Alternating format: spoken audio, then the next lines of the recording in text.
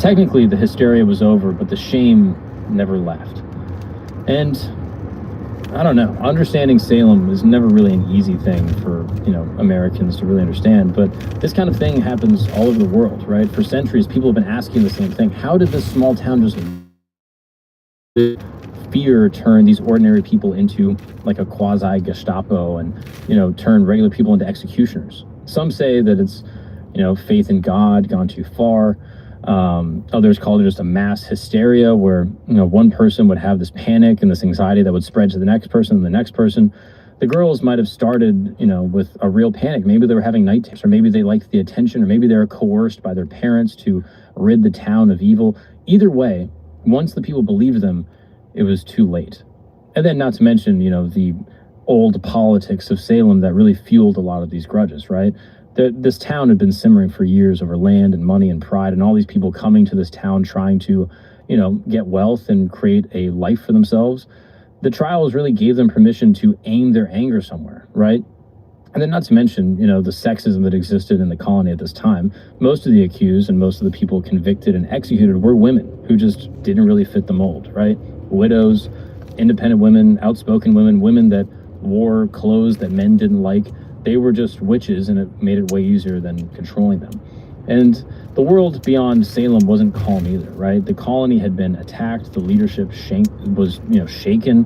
The English crown was looking at this like, what is happening to our people over there? This is crazy. And the future of this entire colony was really uncertain, and everyone needed someone to blame, and witchcraft and this satanic panic gave them an outlet. And in the end, it wasn't about demons or witches or any of that stuff. It was about people. People convinced that they were right in the name of God, people who were afraid for themselves and their family, that were willing to sell out their neighbors. And that's why I think this story is worth remembering and worth really meditating on and thinking about, because it shows just how quickly justice and fear and indignation can lead us to, putting justice in the back burner and, really going after our fellow neighbors and people that we share community with, right? Like, this silence now becomes safety. No one wants to speak out. And it just shows how easily, fear can turn regular good people into monsters. And nowadays, Salem is a pretty quiet town. You can go there and they have cafes and souvenir shops. You can go to Proctor's Ledge and you can see the memorial that they made in 2017. And they have 19 names carved into stone. And people will stop and read them and, think about what it was like to be in this place at that time. And it took the colony years to admit its mistake. By 1697, there was the fasting and prayer. And then by 1711, they overturned some of the convictions. But it wasn't until 1957, more than 250 years later, your parents may have been alive in this time, that Massachusetts issued a formal state apology to all the innocent people they killed. Some of the victims were cleared then, the rest not until 2001. And then the very last victim wasn't exonerated until 2022, literally 330 years after the original execution. And for a long time, families would carry the weight of, those names, and, they would tell stories to their children and grandchildren about how their family member was unjustly killed by the state because of the execution, or, the witness, rather, of just a few small people in the town.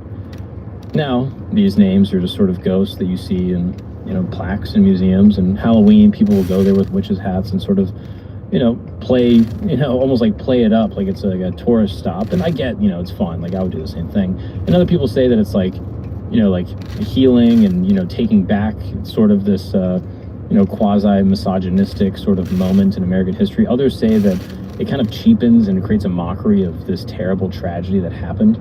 But either way, the past is still there, and now exists as a tourist stop. But the real Salem isn't, the shops and museums. It is sort of this moment of mass hysteria where people were able to be so afraid, and that justice was able to be so co-opted by bad actors that innocent people were killed. The trials ended in 1693, but the patterns don't. And it's something that humans, I think, have to deal with, right? This fear to blame, minority groups for the problems happening in society, the desire to condemn people because it's convenient, the fear of staying silent. Salem, just one of the first times that it was really written down and acknowledged. And to us, it's not about witches or, mystery and witchcraft. It's, I think, just a human story for how we behave in times of high stress and struggle. And that is a shortened history on the Salem witch trials. I don't know, dude. It's like, I think it's just a human problem where human beings, when faced with an existential threat, some type of like difficulty that we're dealing with as a society, to just blame something, someone, some group. And in that time, because of the curiosity of the people, there was a very easy scapegoat. And when you have the law working in lockstep with sort of the spiritual class and the religious authority, things can go sideways. And I say this as a Catholic, right? Like, I think that the separation of church and state in America is very helpful, because if you're just assuming that these types of spiritual attacks are, valid evidence, then you have stuff like, like Scepter testimony, and you're like, well, I saw this person as a ghost, and there's no standard of evidence, there's no proof that can actually beat that. And if you say that you're innocent, then you're actually a witch, and you create these sort of logical traps where you have people that are, completely destitute and also suffering now on the hook. And it's not like things got better in Salem. It's not like the next winter was better because they got rid of the witches. Like, I don't know, it is a human problem. And I think like these things that we have in place in society are really helpful, right? Separation of church and state is valuable. And as much as like, I'm Catholic and I'm down with, Catholic stuff, it's like, yeah, but I have to recognize that not everyone in my society is Catholic, so they can't be governed by the same laws. I don't think the Bible can be, the sole rule of law in a place. And furthermore, I think like, all of these balances that we have in the judicial system, like innocent still proven guilty, a certain standard of evidence, a jury of your own peers that are not being pressured by judges, the right to a speedy trial with an attorney present. All of these things slow down the judicial process, but they are so important for maintaining that innocent people aren't killed. And I mean, even the death penalty in general, I think, is probably something that should be questioned in relation to this. Like, yeah, should the state have a monopoly on murdering people? I don't know. Because you look at this case and you're like, yeah, there's a ton of other issues, but now people are getting killed at the hands of the state that, 200 years later, they go, whoops. But those are real people with kids and families and wives and husbands and, that were just ventilated, taken off the earth, just because, some kangaroo court convicted them. So I think it's an interesting sort of proxy for the modern day, where it's like, hey, anytime you're in a position where things are going bad for society and the people in power just want to be like, hey, it's those people's fault, I'm like, take a step back, take a breath. You know what I mean? Like, if it is a group of people that is causing the problems, have some type of legitimate trial with an attorney present, and the actual due process that we afford to all the people in this nation, and just try to just chill, because the Salem witch trials is just a microcosm for other things that have happened all over the world, right? Foreign governments will have their own sort of judicial systems where someone says you did something and they have high status, then you're just going to be caned, like you're just going to get whipped or something. I just think that as Americans and, as people with like a rich history of justice, we should try to maintain that standard of justice. And stuff like Salem, I think, is unfortunately a helpful lesson to know what happens when hysteria takes over a group. I'm curious, was there ever any type of like modern consensus as to why these girls were behaving in this way? Like the girls that were accusing? Could you look that up? I'm assuming that like the father's a minister. He's teaching his kids from day one, like, hey, the devil's at the door, the devil's going to come in, devil's going to come in. I'm assuming that these girls have religious trauma and start having like night terrors as a result of like this, fear. And then the dad is telling them like, hey, if you convict this person, you're going to rid our town of, Satan himself. But I also wonder if there was maybe like an external thing. Was there like lead in the water? Yeah, so it's actually close. Possible ergot poisoning from contaminated rye causing mass hysteria, which is something I've heard before. Interesting. Ergot poisoning from contaminated rye, specifically in that part of Salem. Correct. Wow. And that all these people are, what are the symptoms of like contaminated rye? Like delusions and like paranoia and stuff? Convulsive, nausea, vomiting, muscle pain, spasms, confusion, hallucinations, seizures. Interesting. So these girls are afflicted with potentially this contaminated rye that then is making them have these like convulsions and seizures. And then the fact that it was the minister's daughters, he was like, well, obviously it's the devil. And then as a result, you have this whole spark of the witch trials. I think it started with like one or two of them actually had this ergot poisoning, and then the rest kind of just hysteria. And then on top of that, I imagine that the people are like, the the dad who's the minister is like pressuring his daughter, like, hey, whoever did this to you, we will get them taken care of. Just tell me who it was. Right. I mean, it is like, I get like, you know, this whole, I think it has been co-opted by like a lot of feminists where they're like, yeah, this is like, you know, the patriarchy killing women. And I get that, right? Because like it is a patriarchal sort of society that is killing women. But at the same time, it's like everyone in this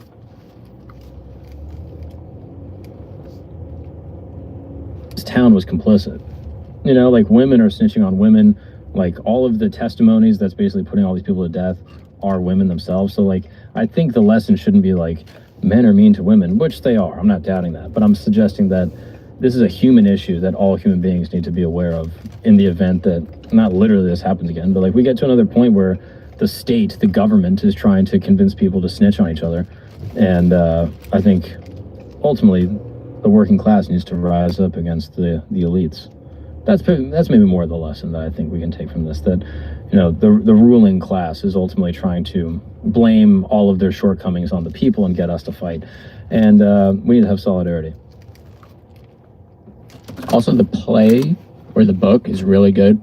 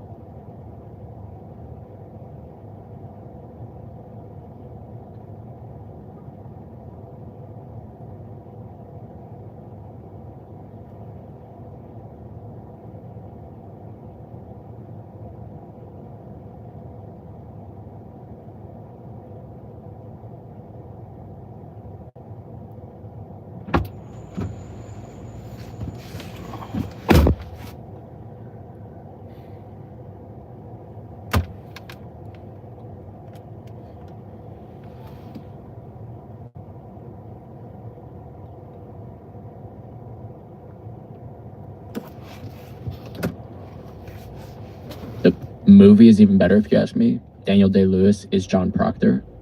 Oh. Yeah. Wait, that's that's really good. What's the name of the movie?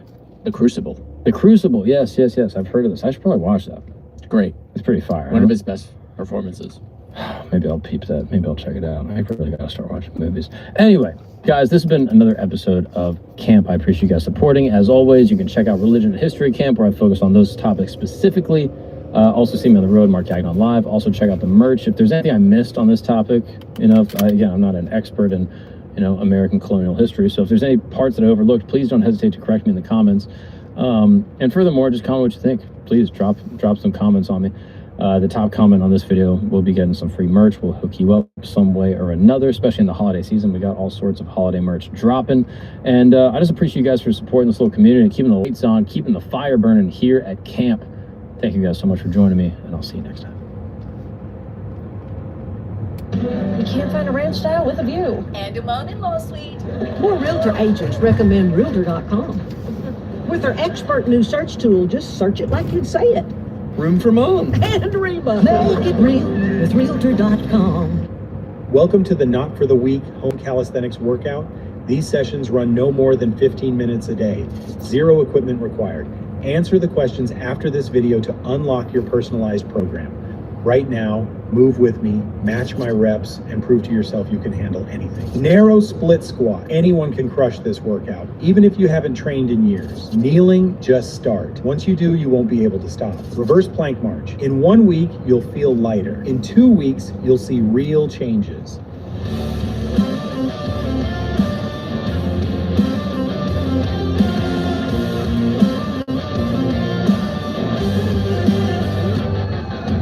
Alternating compressions. In a month, everyone around you will be stunned by the new you. Negative reps. Stop coddling that beer belly. Get healthier with the 28-day Home Calisthenics Challenge. Only the weak keep hitting snooze on their goals.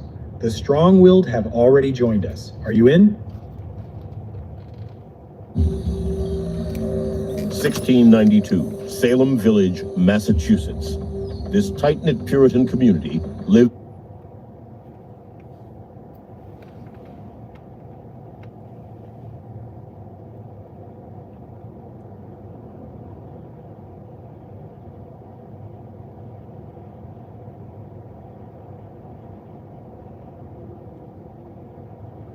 lying in the Mustafa Al-Jazari case.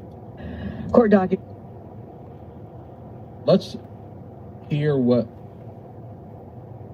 the prosecution is doing all over the news. This is what they're talking about when the lip reader came out.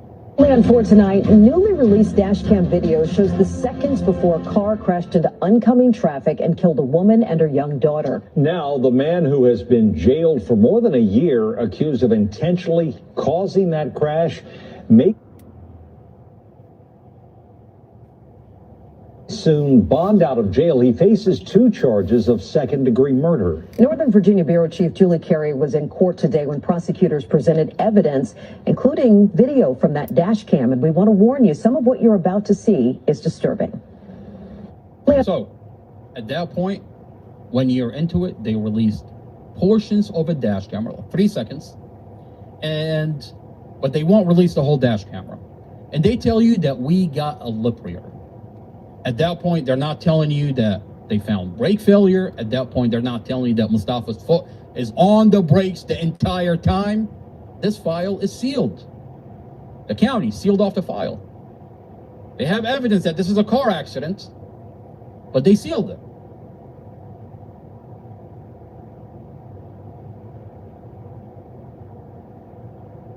And they release an edited version and tell you, we have a lip reader.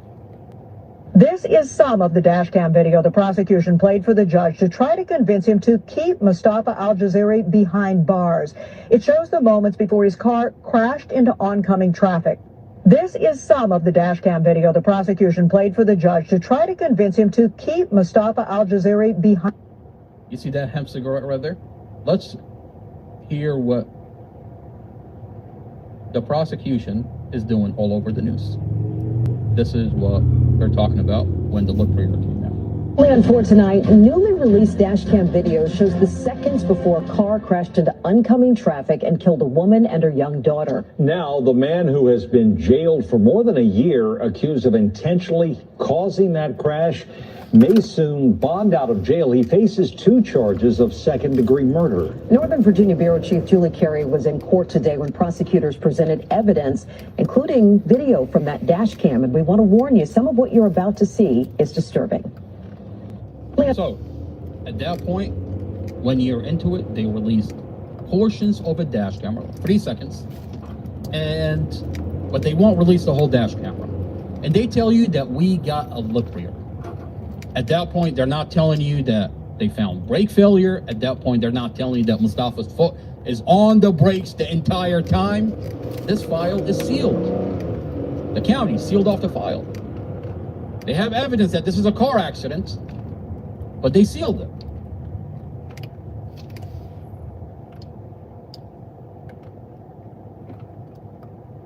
And they release an edited version and tell you, we have a lip reader.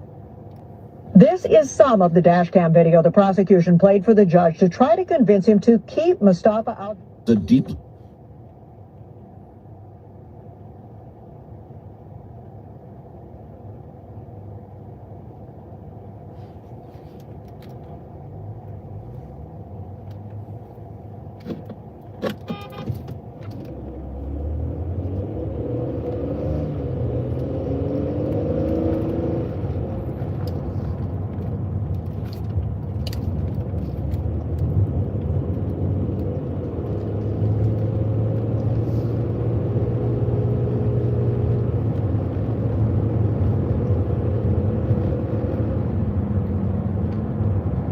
is sealed.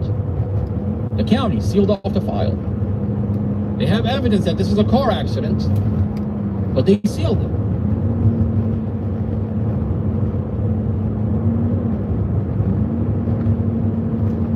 And they release an edited version and tell you, we have a lip reader. This is some of the dashcam video the prosecution for the judge to try to convince him to keep Mustafa Al-Jaziri behind bars. It shows the moments before his car crashed into oncoming traffic.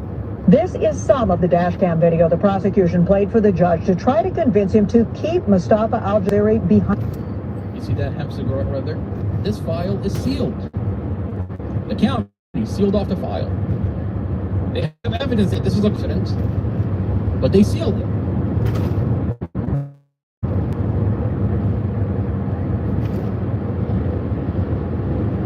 And they release an edited version and tell you, we have a lip reader.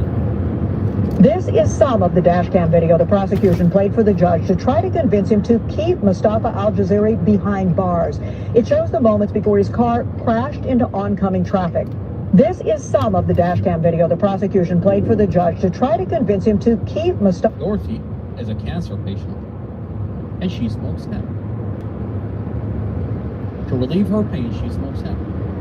Why did they cut that hemp cigarette out of Mustafa's dash cam? At the time, moments before the vehicle accident, Mustafa and Dorothy are sharing a hemp cigarette.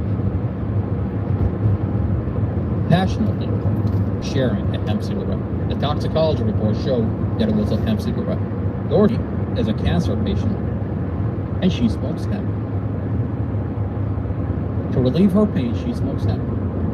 Why did they cut that hemp cigarette out of Mustafa's dash cam? At the time, moments before the vehicle accident, Mustafa and Dorothy are sharing a hemp cigarette. Passionately sharing a hemp cigarette. The toxicology report showed that it was a hemp cigarette. Dorothy is a cancer patient, and she smokes hemp. To relieve her pain, she smokes hemp. Why did they cut that hemp cigarette out of Mustafa's dash cam? At the time, moments before the vehicle accident, Mustafa and Dorothy are sharing a hemp.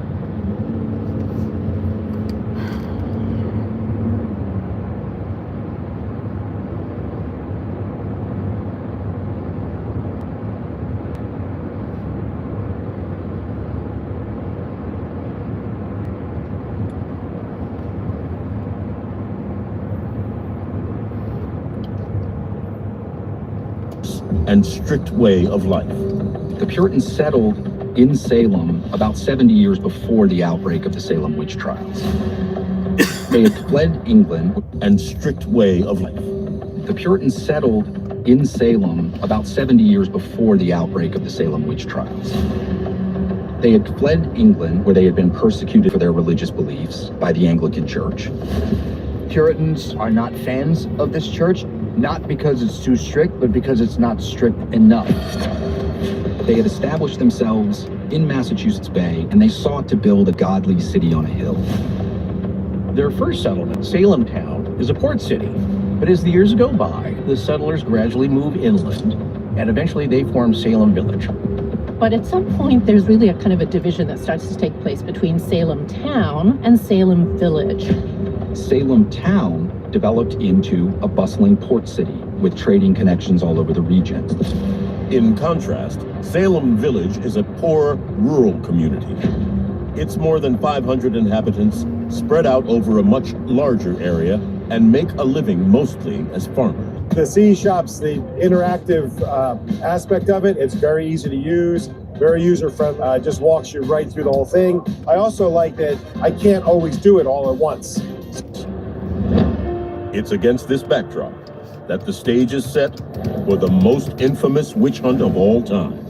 The events leading to the Salem witch trials are believed to begin at the end of 1691 in the Salem village home of Reverend Samuel Parris. Reverend Samuel Parris and his wife leave their daughter Betty, who's 9 years old, and her 11-year-old cousin Abigail alone when they go off on trips for various things. They're not totally alone. They're actually with their enslaved house servant, Tituba. Some historical sources say that she's of African ancestry, but most likely she was from what is present-day Venezuela or Guyana. Tituba decides, let's play a game, which is already kind of uncommon, because kids in puritanical societies are also not allowed to engage in any sort of fun. Young girls' voices are not heard.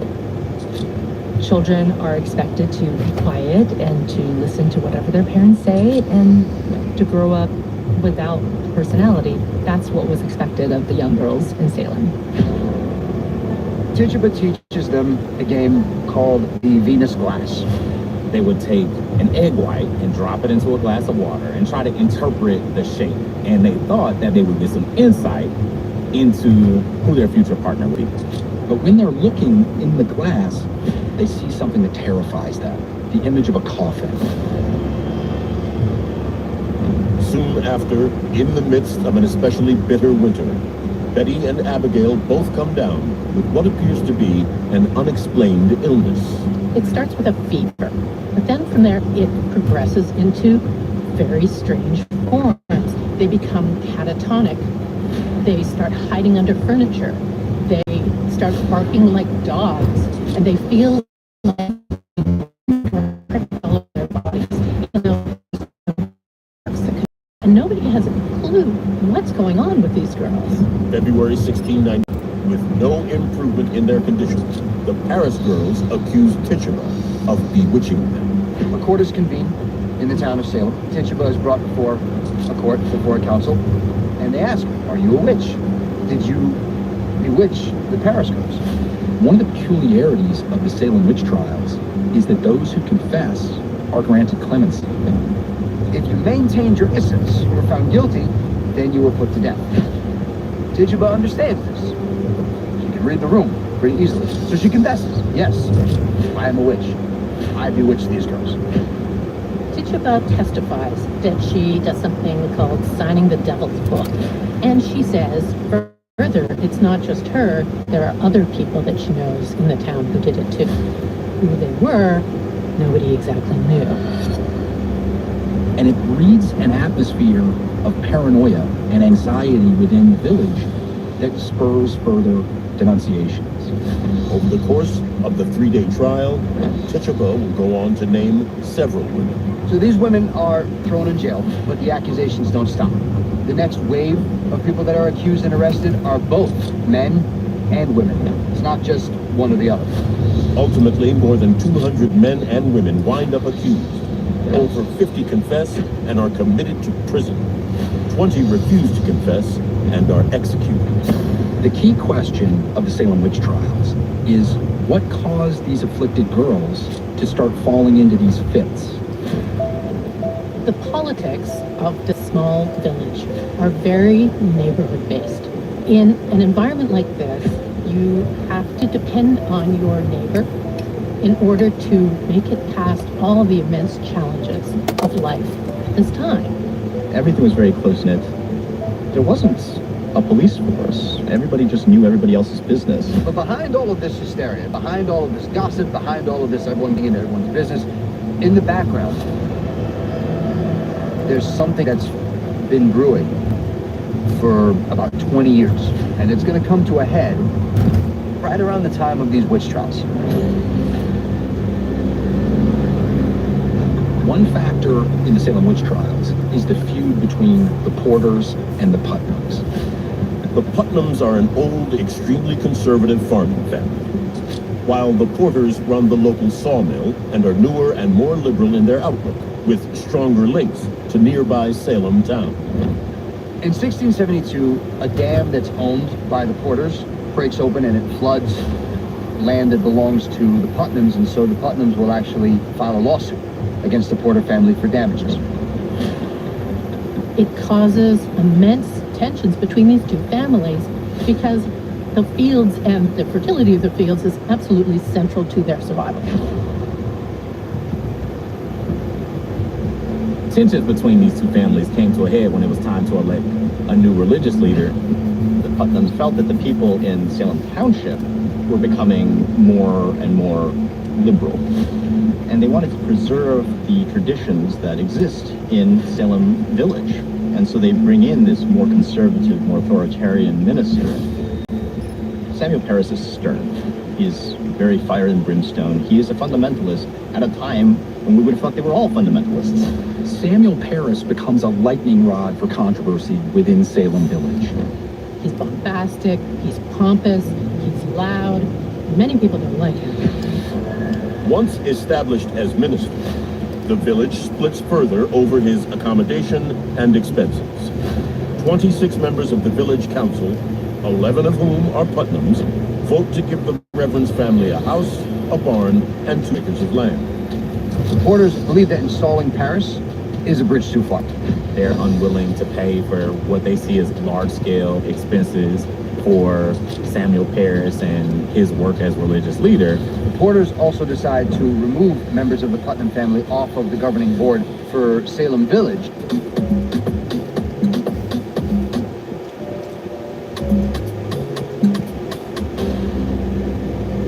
In October of 1691, just a few months before the girls are supposedly stricken, the new committee members installed by the Porters vote down a tax levy that would pay Reverend Parris's salary. With powerful figures opposing him, it seems that Parris, controlled by the Porters, in October of 1691, just a few months before the girls are supposedly stricken, the new committee members installed by the Porters vote down a tax levy that would pay Reverend Parris's salary. With powerful figures opposing him, it seems that Parris could soon be out of a job. So this feud between the Putnams and the Porters has been brewing for about 20 years. So by the time we get to the first accusation that's been made, the line in the sand has been drawn, and this feud is going to find a whole new battlefield to play out on.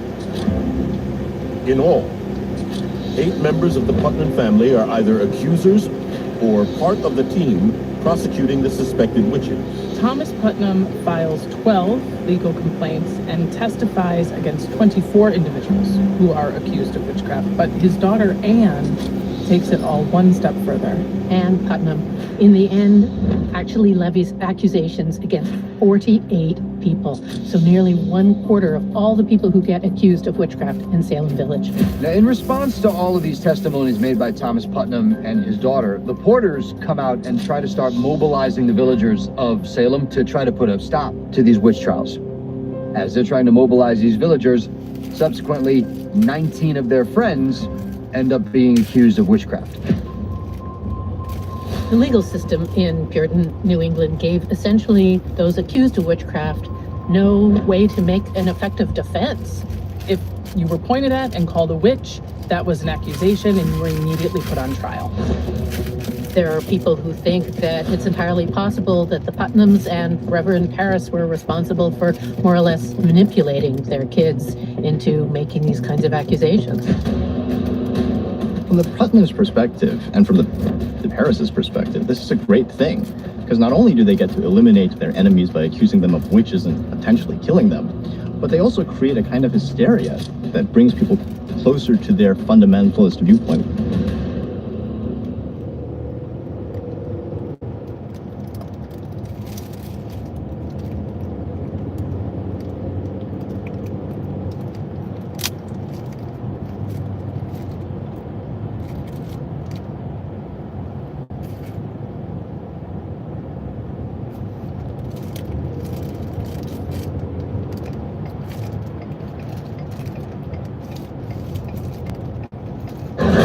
Salem, 1692. Terrified Puritans believe the devil has risen. They're convulsing and they're being bitten and choked. Right here, she says she's first accosted by Satan. 19 suspected witches are hanged. Thou shalt not suffer a witch to live. But the hidden history of Salem may be very different. These people are Christian martyrs. They share the idea that truth is more important than even life itself. To find out why so many were accused of witchcraft, modern historians will enter a lost Puritan world. Oh my God. These girls had the power of life and death in their hands. They will use high technology to find where the victims were hanged and secretly buried. We might be on the spot. It may change forever what we thought we knew about the Salem witch hunt. The Salem witch trials are the first large-scale government cover-up in American history. So there's our proof. History may be more shocking than we ever imagined. Today, technology forces the past to give up its secrets. Newly discovered documents turn history on its head, and discoveries in ancient archives reveal startling stories we never knew.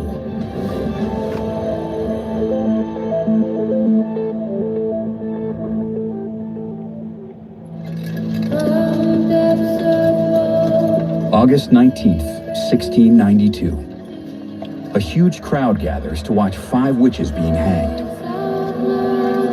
Somewhere in a small Massachusetts town called Salem. People traveled from all over. It was the most exciting thing that was happening. So there was the spectacle element to it.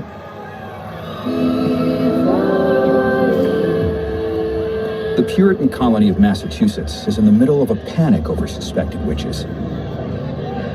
Neighbor accuses neighbor, and family members turn on each other in an orgy of paranoia and violence. The witch scare had begun earlier that year, in January. Young women have mysterious fits, thrashing in bed and acting possessed. Accusations the girls have been attacked by witchcraft quickly tear through the colony.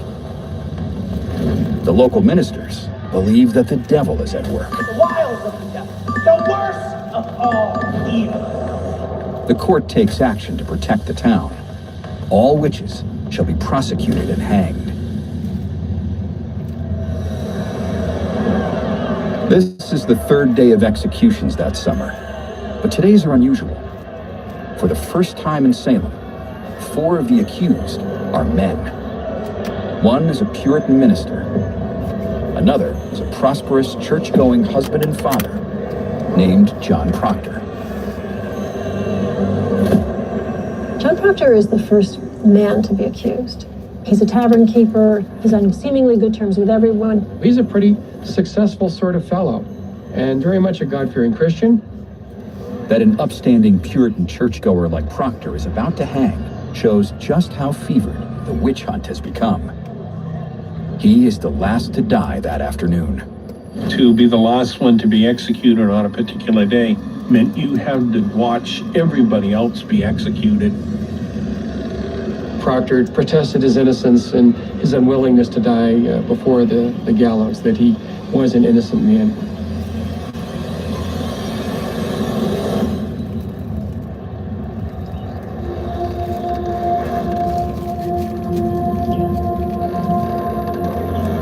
Eight more will hang that summer.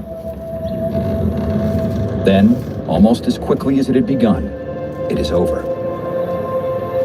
Puritan authorities come to their senses and halt the trials. A blanket of silence falls over the stunned community, and any writing or publication about the terror is officially banned. The location of the execution site vanishes from any records. I really feel the Salem witch trials are the sort of first large-scale government cover-up in American history, hundreds of years before Watergate.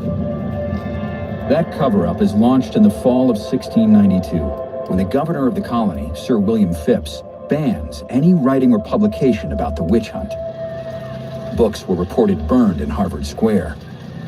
He's essentially trying to bury the fact that innocent lives were lost here.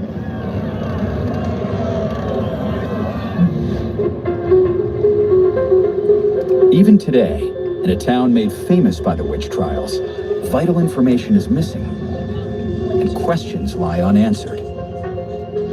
There's about 900 documents in all, but there are huge gaps. It's amazing what we don't know. Yeah. Now, a group of historians has uncovered new information about the witch hunt. The executions, the people who had... Richard Trask, Marilyn Roach, Tad Baker, and Ben Ray have spent their lives researching the witch trials. They hope to finally answer its most enduring mysteries. History of the Salem witch trials by John. What caused the girls to have thrashing fits and act possessed?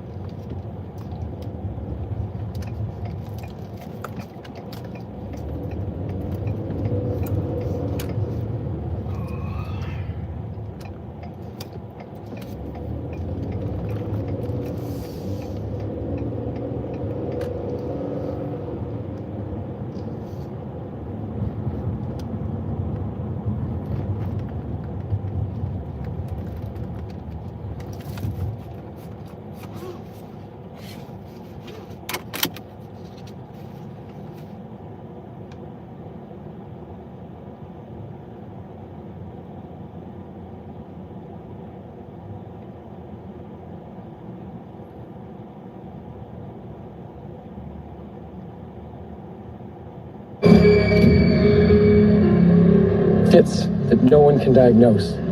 Why had the accusations of witchcraft spread so quickly, ripping through the colony like a disease? It begins to spread from something small to something large. It's going to happen to you.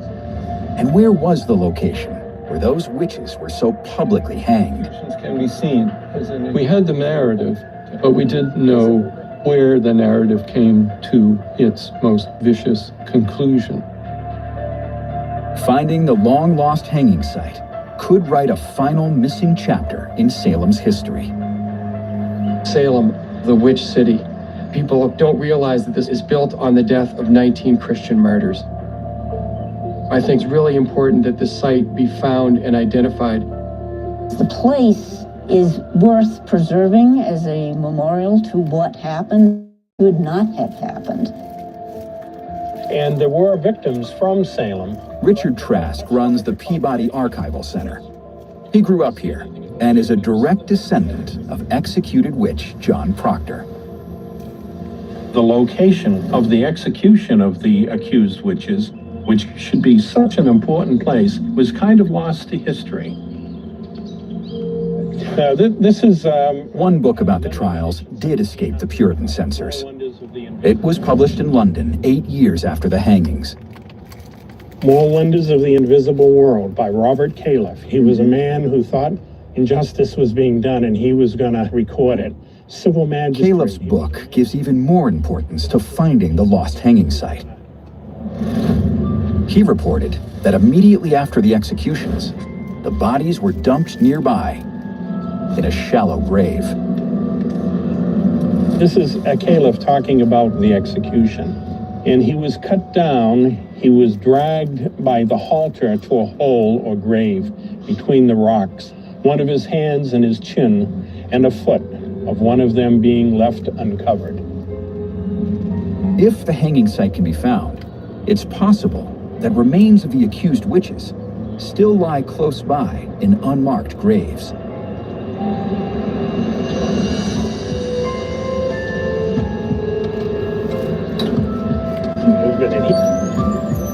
Inside a secure vault at the Peabody Archives are surviving documents from the time of the witch hunt. Although publishing books about the witch trials was illegal, clues that explain why the witch hunt started are hidden within 300-year-old court records and fading church documents. This is, where the most important or valuable things are located. And it includes... Richard Trask's daughter, Elizabeth Peterson, is studying the family history being passed down from her father. She wants to know why her long-ago relative, John Proctor, was accused and hanged. He's an older man, and generally people think of witches as women. Well, John Proctor lived in Salem Farms, a little below Salem Village, but he went to the Salem Village Church, and Reverend Parris was the minister of it. Minister Samuel Parris plays a key role in the start of the witch crisis. This is the minister's record book, and it's in the handwriting of the Reverend Samuel Parris. Are these original pages? They're original pages. Wow. March 27, 1692, and he says, "The devil hath been raised amongst us, and his rage is vehement and terrible."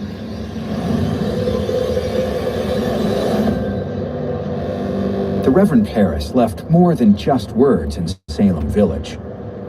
Very few people even realize this is here. This is the site of Parris's former home. This is where the story really starts. This is the beginning of the Salem witch trials, ground zero. The shocking events that happened here 300 years ago lit the flame that began the witch crisis and led to the death of Elizabeth's relative, John Proctor. A witch. Absolutely. The Puritans had arrived a generation earlier in 1626, seeking to build a pure Christian utopia in the New World. The immigrants found themselves in a frightening and often hostile land. These are people who advertise themselves as a flock in the wilderness, and they very much are. They're on the edge of a frontier, and the dark is really palpable. When Samuel Parris arrives as the new minister, Salem Village is anything but a Puritan utopia. It is filled with refugees from a long-running Indian war, and property disputes pit neighbor against neighbor. Paris preaches that the devil is responsible for Salem's trouble. Stand against the wiles of the devil. For the women who share his home, his wife, 9-year-old daughter, 11-year-old niece, and Indian slave Tituba, the devil waits in every corner. Imagine these young girls. They have their father, Samuel Paris, storming around the parsonage, up in his study, writing these fire and brimstone sermons saying, God is terribly angry. Satan has been let loose in our country. Repent for your soul burns in eternity in hell. This is scary stuff for a 9-year-old, right? In January, the young girls begin to act strangely and complain of agonizing pains. They say that they're being bitten and choked. They're convulsing in various ways. Their bodies are pretzeling into different postures.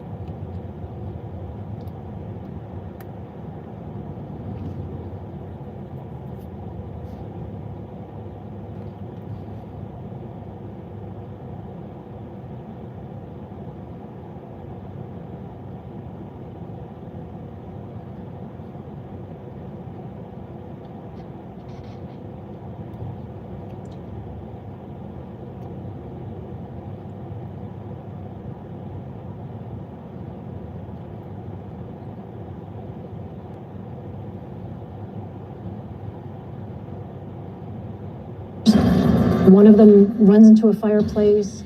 They will shriek and they will not be able to stop the shrieking. For Reverend Paris and the other ministers in the colony, there is an obvious diagnosis: witchcraft. Tens of thousands of suspected witches had been executed in medieval Europe. At the time, moments before the vehicle accident, Dorothy is a cancer patient, and she smokes hemp. To relieve her pain, why did they cut that hemp cigarette out of Mustafa's dash cam? So, at that point, when you're into it, they released portions of a dash camera, 3 seconds, but they won't release the whole dash camera. And they tell you that we got a lip reader.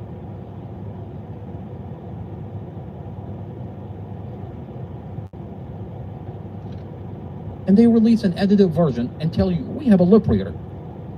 This is some of the dash cam video the prosecution played for the judge to try to convince him to keep Mustafa al-Jaziri behind bars. This is some of the dash cam video the prosecution played for the judge to try to convince him to keep Mustafa al-Jaziri behind.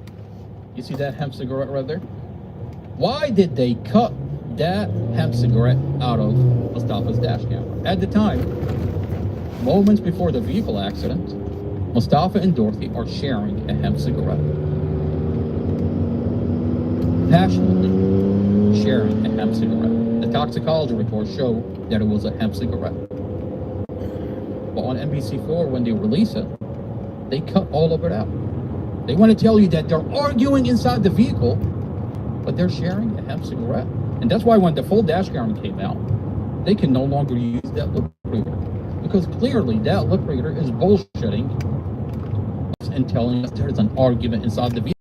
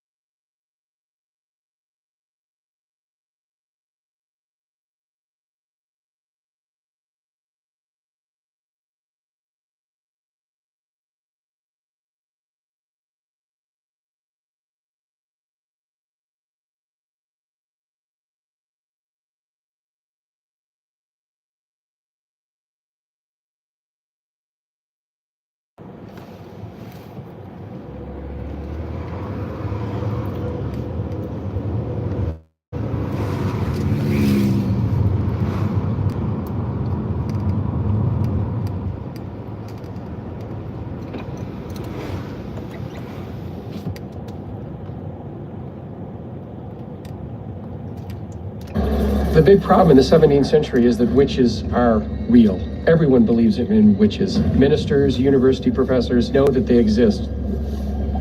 The first ominous proof of a witch infestation in Salem now comes from Paris's own slave.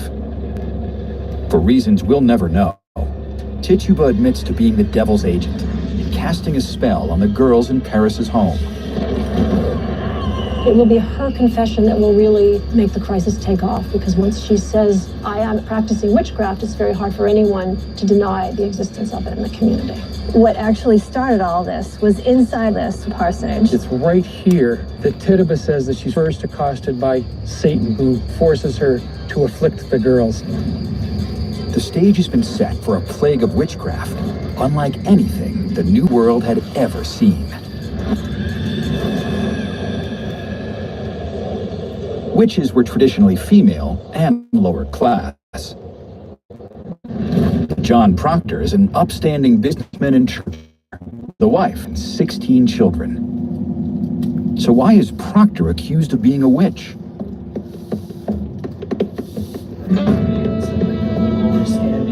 We put this waistcoat on him, basically in keeping with the English fashion of the time. To help figure it out, a team of historians and costume designers are recreating his 17th century world. I thought Puritans always wore black. Obviously, these are not black clothes. Too many 1950s movies, I think. Oh, yes, and Thanksgiving pageants. Black was an expensive color. I know what the clothes are supposed to look like, but John Proctor's financial standing at the time, what would that really have been like? John was doing really well for himself, but he didn't have any sort of official standing in the town, which would be a class signifier at that time. But he had a very successful farm. But John's first two wives were lost to dying relatively young. In childbirth. His second wife definitely died in childbirth. And so this Elizabeth is his third wife. She's in her 40s. The primary driving factor of John and Elizabeth's marriage would have been economic necessity. Now, that being said, by all accounts, they actually had a very solid partnership. She was middle class. She enjoyed some material wealth because of John's success. But success won't protect them. The Salem witch hunt is unique. Even the wealthy and pious will find themselves accused. In late February 1692, much of Salem village watch with fear as more girls are stricken with bizarre fits. One of them is 13-year-old Ann Putnam, whose family connections make her stand out. She's the daughter of Thomas Putnam, an ally of the Reverend Samuel Paris. Whole armor of God! He's a man whose father had been the most wealthy, most important member in Salem village, but he only inherits a small portion of that wealth and position. He's a fellow with a chip on his shoulder. He's got a large family, lots of mouths to feed. Like Paris, Thomas Putnam blames his misfortune on the devil. He's ready, willing, and able to look for Satan and to help root him out and to find the culprits in Salem village. Suspected witches are investigated by the Salem magistrates. On March 1st, Ann Putnam tells the magistrates that Samuel Paris's slave Tituba has cast a spell on her.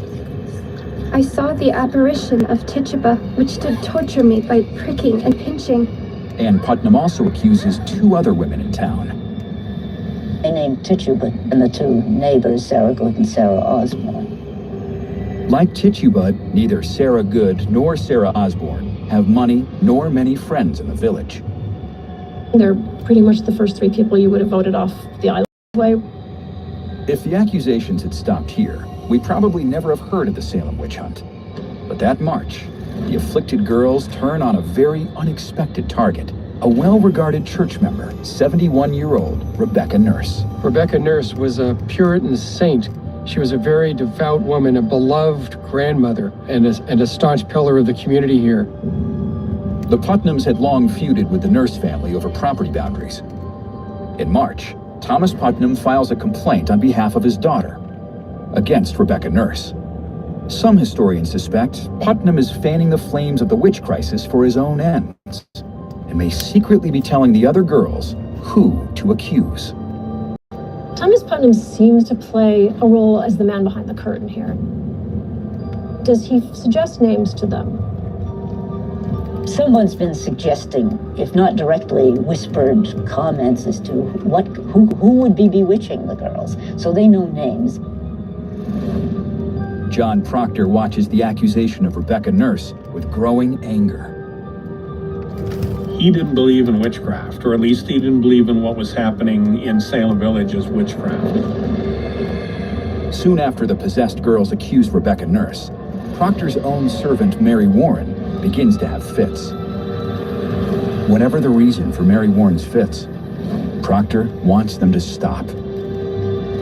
He takes matters into his own hands. John Proctor says that he's going to beat the devil out of her. He thinks it's all nonsense. He doesn't believe it.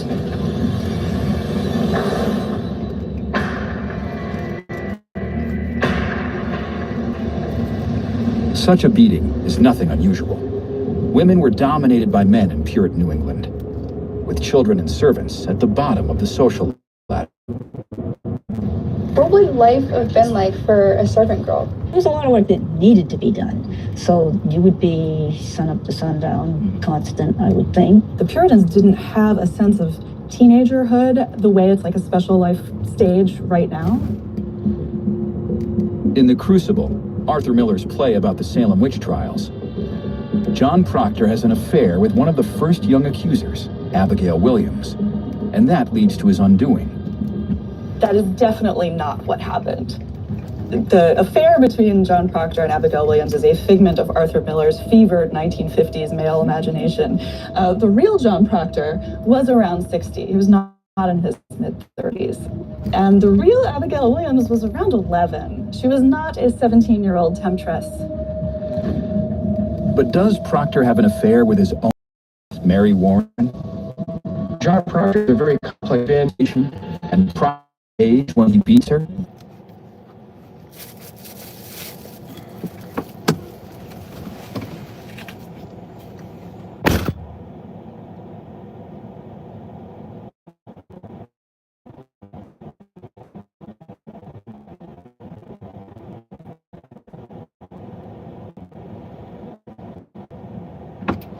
As a woman of low stature or ill repute. Whatever the relationship between Proctor and Mary Warren, that winter and spring, Salem's power structure is turned upside down. If you look at the age of the accusers, it's somewhere around 16. So there's definitely a sense here of youth running the show and of a sort of celebrity status granted to the girls. What drove these girls to accuse people that they'd known, in many cases their entire lives, as witches, which was a capital crime during this time period? That's really the million-dollar question, isn't it? Several of the female accusers are refugees from the wars and have seen family and friends butchered. The Indian Wars play a huge role in that so many of the girls who seem to be afflicted by witchcraft have been touched in some way by tragedy, have lost family members, have themselves been refugees from settlements. At first, John Proctor's beating works. Mary Warren apologizes. She pins a note on the meeting house and suggests the other girls are lying. And so Mary ends up recanting. And then a lot of the other afflicted girls go after her for recanting because it seems to undermine their authority. They begin to turn on her, and she realizes, my gosh, I'm going to hang. So instead, she accuses Elizabeth Proctor, her husband John, of being witches. It's a key moment. Mary Warren clears her name of suspicion by accusing her masters. John and Elizabeth Proctor are charged with witchcraft and thrown in jail. Accusations of witchcraft now spread like a terrible contagion. From the Paris house deep into the Puritan colony. And it's about to get worse. And they begin to say... To figure out why, historians Ben Ray and Marilyn Roach are working with graphic artist Edmund Earle. This is a copy of the original manuscript. Ben has spent decades poring over 300-year-old documents attempting to map how the accusations spread. So not only do these documents tell you, say, where it would happen, but it says when, and from that you can chart the accusations as they happen through the course of the year? Exactly. There had been witchcraft scares in New England before, but nothing approaching the violence of that terrible summer in 1692. Ben believes that mapping the spread of the panic reveals clues that explain why Salem spun out of control. Edmund builds a three-dimensional visualization of the witchcraft outbreak. So Ben, on February 29th, you see the first three? Yes. And if I play, you'll watch the days progress up at the top, and you can watch as the accusations spread out. One reason the witchcraft accusations spread so quickly, the magistrates permit the use of something called spectral evidence. Evidence that only the accusers can see. And it's essentially the idea that if the bewitched can see something, that something is real, even if the rest of us can't see it. So that if one of the bewitched girls says, this particular suspect is stabbing me at this particular moment, and that is not obvious to anyone else in the court, it still remains true and incontrovertible. Evidence that only the accusers can see. In April, when suspected witch Bridget Bishop is examined by Magistrate John Hawthorne, accusers Abigail Williams and Ann Putnam say the ghost, or specter of Bridget Bishop, is attacking them. Bridget tells the magistrate she has nothing to do with the girl's torments.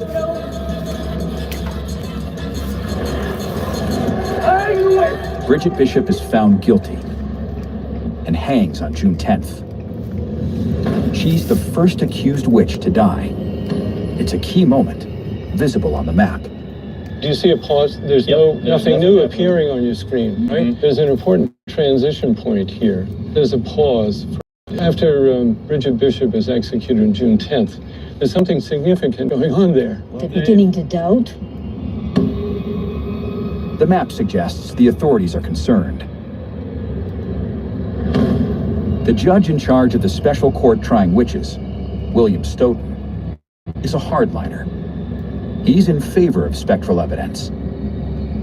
But the governor of the colony wants a second opinion and asks the Puritan church establishment to weigh in. Is spectral evidence acceptable? The court will go to the Massachusetts ministers for advice. They're out of their depth. They're not entirely certain how to adjudicate the witchcraft. They've never had an epidemic of this size. They really need to know what actually they're meant to be looking for. The ministers in Boston say, well, we don't like the evidence because it's spectral, but on the other hand, we know there are witches, so go after them. Oh. Spectral evidence now has the church's blessing. The bureaucracy of death moves into high gear. Making matters worse, Judge Stoughton permits huge crowds inside the courts. You would have had a terrified person standing about to be examined, and then you would have pews and pews and pews, people lining the walls, waiting to see what was going to happen. Why do you seem to act witchcraft before us by the motion of your body, which seems to have influence upon the afflicted? I know nothing of it.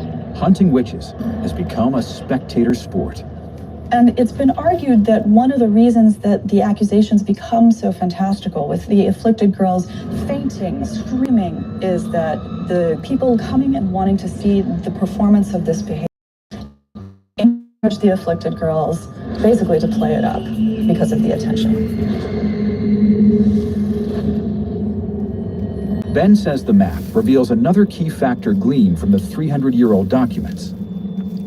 So it starts what you might call phase 2. We're going to get this spread out further across eastern Massachusetts. And that's because the word has kind of gotten out that if you confess, you will not be brought to trial, at least immediately. But to authenticate your confession, not only have to describe the kind of witchcraft you're doing, you have to name someone. Oh. And they name 2 or 3 people. If you confessed, you were spared the rope, but you were expected to turn in someone else. The outbreak map illustrates how the court system creates a feedback loop of paranoia and violence. It's Samuel Parris who's at the center of it all. He says this was a plague-like experience. It is a summer of pure terror. Neighbor accuses neighbor. Family members turn on each other.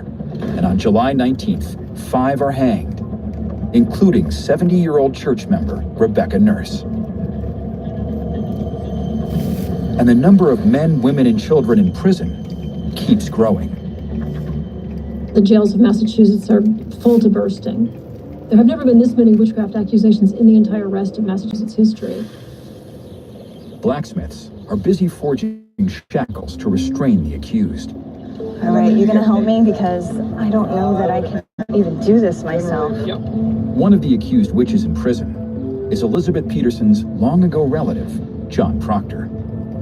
Was he jailed like this and probably shackled as well? Absolutely. This is what it would have looked like for John Proctor the whole time he was in prison. For his wife Elizabeth, things are even worse. She's pregnant. Also jailed is Dorothy Good, the 5-year-old daughter of Sarah Good, one of the first accused. Why did they put witches in these shackles? They put them in shackles because iron has magical qualities, they thought. It could stop witchcraft and evil from happening. So as long as you're shackled like this, you couldn't hurt anybody if you were a witch. On July 19th, Dorothy becomes an orphan. Her mother is also found guilty and hanged. In prison, John Proctor's 16-year-old son William is tortured. Proctor writes a desperate petition to the church. The courts are rushing to judgment. Torture is being used to win confessions. Right. And so this is going to come up here? Volunteer Jack Kaplan demonstrates how it might have happened. Here's what he says. My son William Proctor, when he was examined, because he would not confess that he was guilty when he was innocent, they tied him neck and heels till the blood gushed out of his nose. Oh my gosh. We humbly beg that you would have these magistrates changed, hoping you may be the means of saving the shedding our innocent bloods. This is his last-ditch plea when he writes to the ministers in late July, asking them to use the proper rule of evidence. He even asks for a change in venue. Can we move the proceedings to Boston?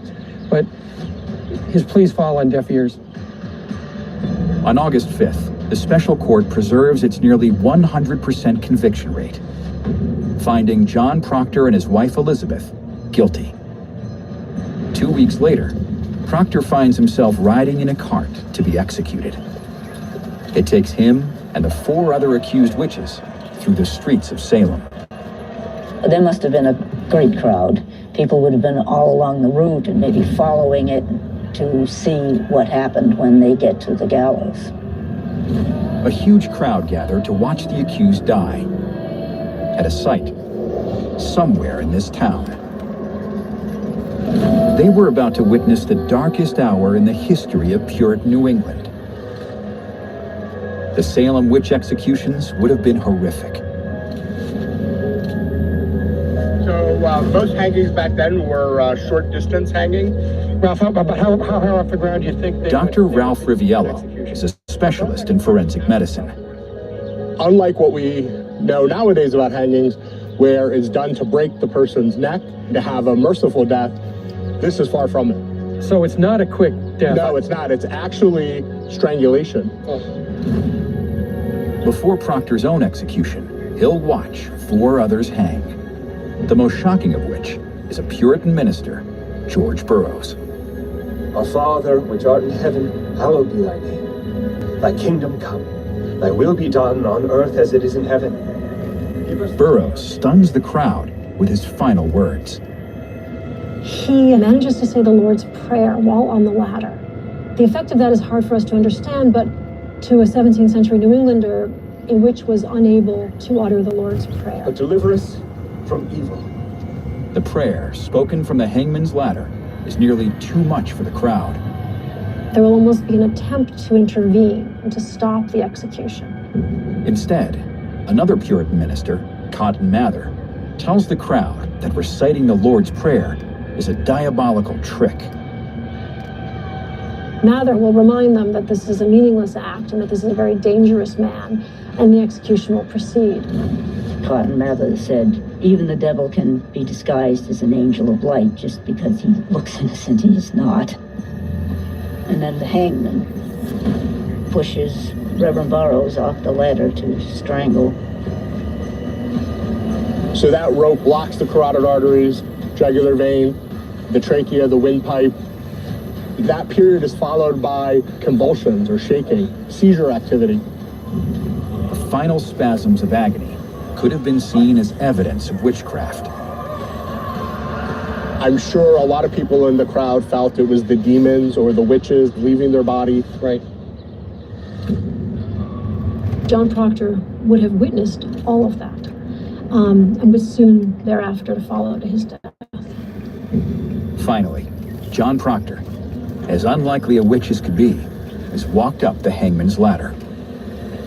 Get him up the ladder here. There. He's gonna get the noose over his head. That's just a simple slip. Now, Ralph, what is it? Turned on.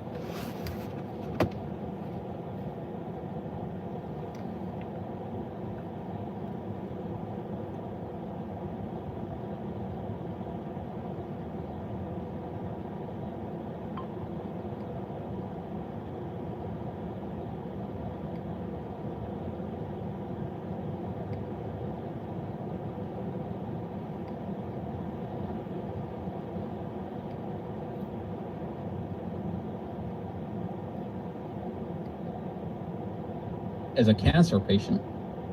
Dorothy is a cancer patient, and she smokes hemp. To relieve her pain, she smokes hemp. Why did they cut that hemp cigarette out of Mustafa's dash camera? At the time, moments before the vehicle accident, Mustafa and Dorothy are sharing a hemp cigarette. Passionately.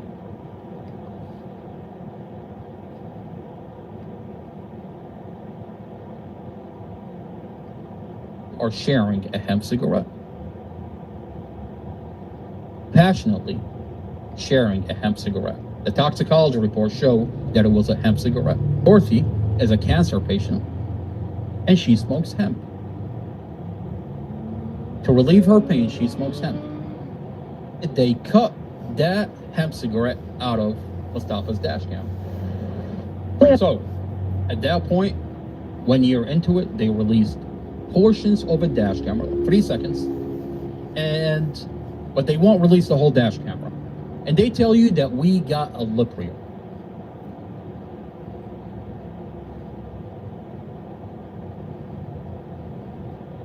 And they release an edited version and tell you we have a lip reader. This is some of the dashcam video the prosecution played for the judge to try to convince him to keep Mustafa Al-Jaziri behind bars. This is some of the dashcam video the prosecution played for the judge to try to convince him to keep Mustafa Al-Jaziri behind. You see that hemp cigarette right there? Why did they cut that hemp cigarette out of Mustafa's dash camera? At the time, moments before the vehicle accident, Mustafa and Dorothy are sharing a hemp cigarette. Passionately sharing a hemp cigarette. The toxicology reports show that it was a hemp cigarette. But on NBC4, when they release it, they cut all of it out. They want to tell you that they're arguing inside the vehicle but they're sharing a hemp cigarette. And that's why when the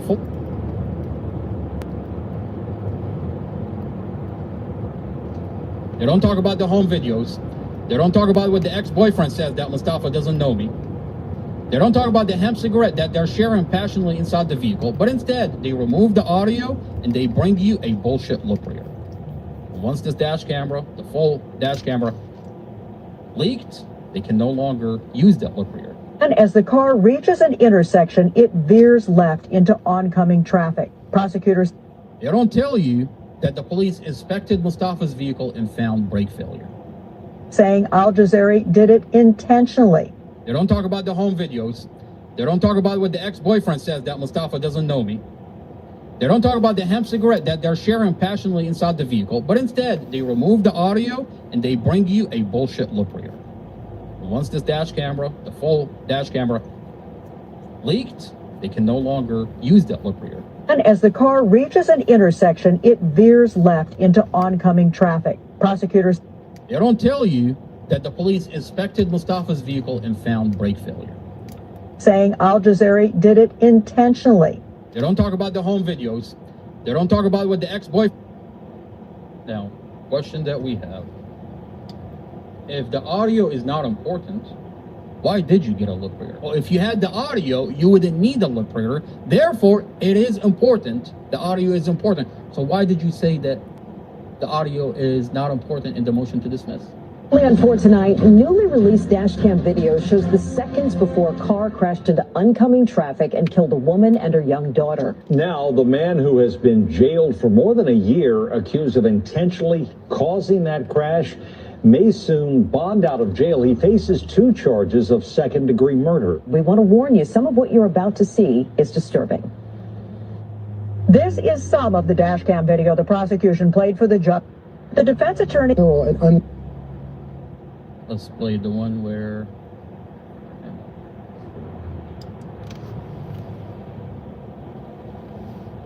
Or where? There we go. This is where she got a lip reader. Only on 4, Northern Virginia Bureau Chief Julie Carey reports prosecutors even hired a lip reader to figure out. Oh, you hired the lip reader. You hired the lip reader. Why did you hire a lip reader? Oh, that's right, because you are saying that what's being said inside the vehicle is important.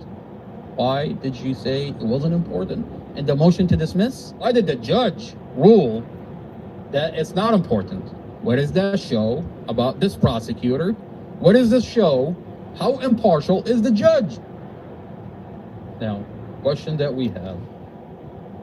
If the audio is not important, why did you get a lip reader? Well, if you had the audio, you wouldn't need a lip reader. Therefore, it is important. The audio is important. So why did you say that the audio is not important in the motion to dismiss? Only on 4 tonight, newly released dash cam video shows the seconds before.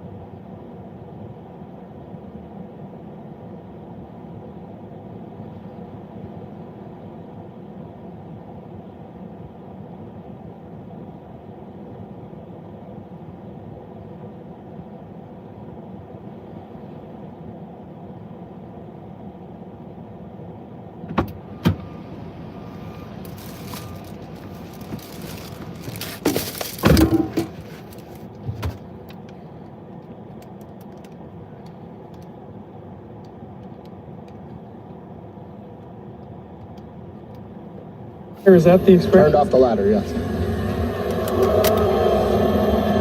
Turn him off the ladder.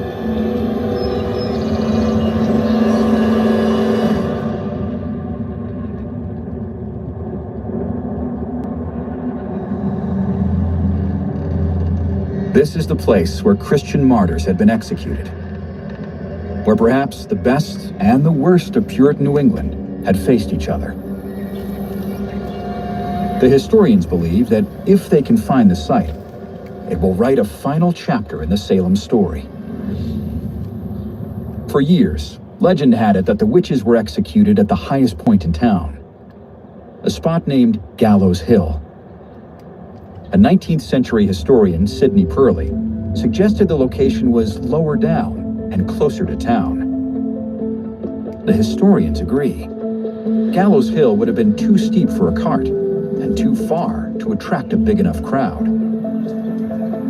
You need to transport people from the city jail outside to some elevated place where the executions can be seen as an example to everyone. Visible, but not in someone's backyard.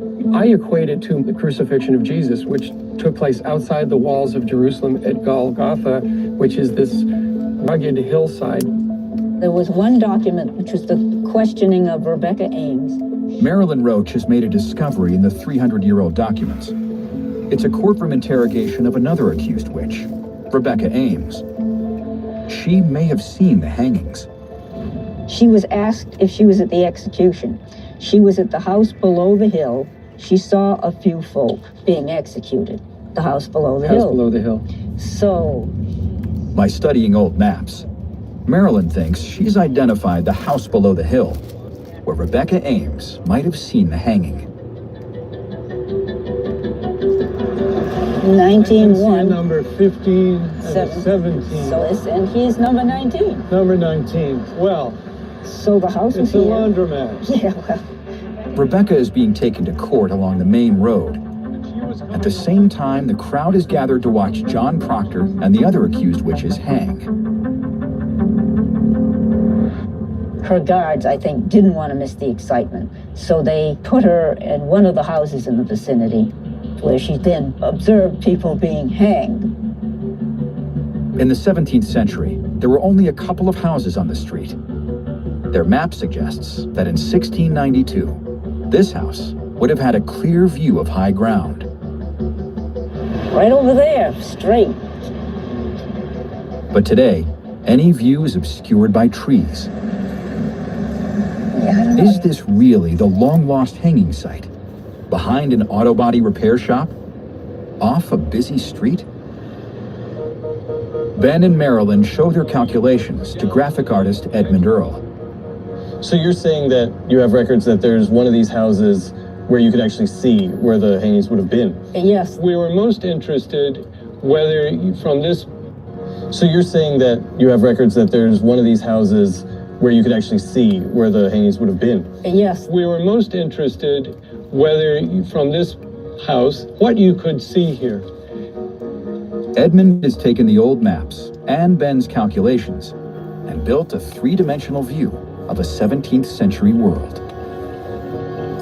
There's a testimony from Rebecca Ames, who was arrested in Boxford that morning. They asked her, did you see what was going on? And she said she was in the house below the hill, somewhere along here, and she could see folks being hanged. Is it possible to see what the street view would be like if you were looking out the front door of this house? This is the house Marilyn and Ben had visited earlier. Edmund zooms his virtual camera back through the centuries. So if we go way in, and we look up, oh, that's good. And there you see it. The trees.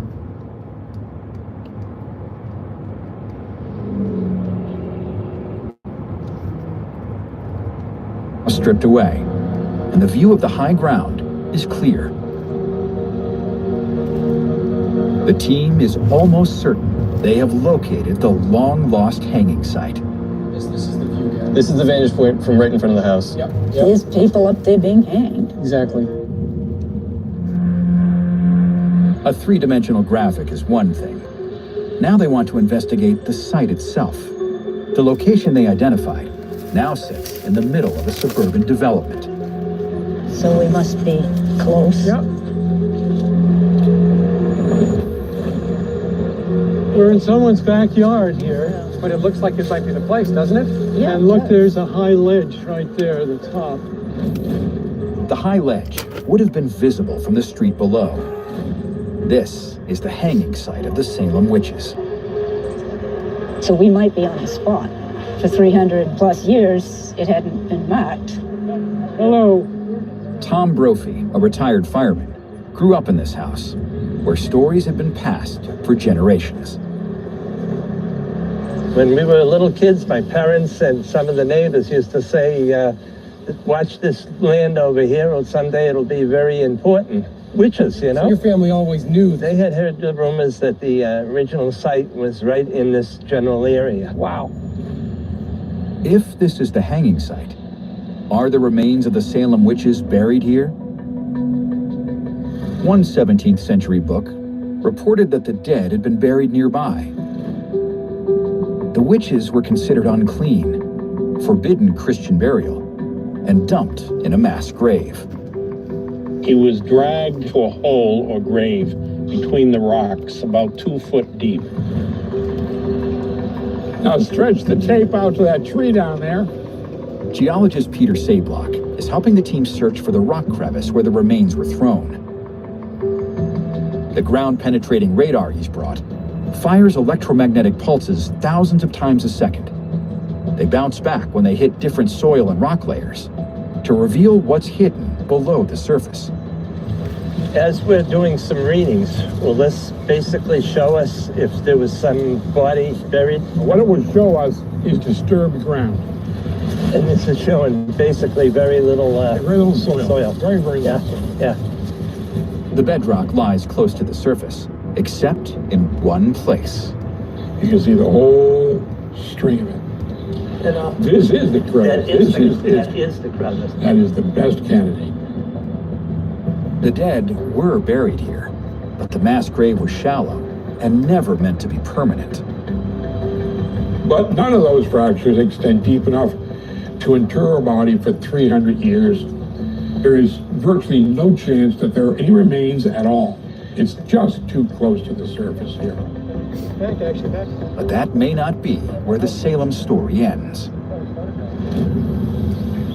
Legend has it that some of the bodies, including John Proctor's, were stolen in the darkness after the executions. It all kind of culminates with these people being hung, but we don't really hear what happened afterwards. Researcher Kelly Daniels and Tad Baker are both fascinated by a legend that John Proctor's family had stolen his body from the mass grave at the hanging site. Is that story true?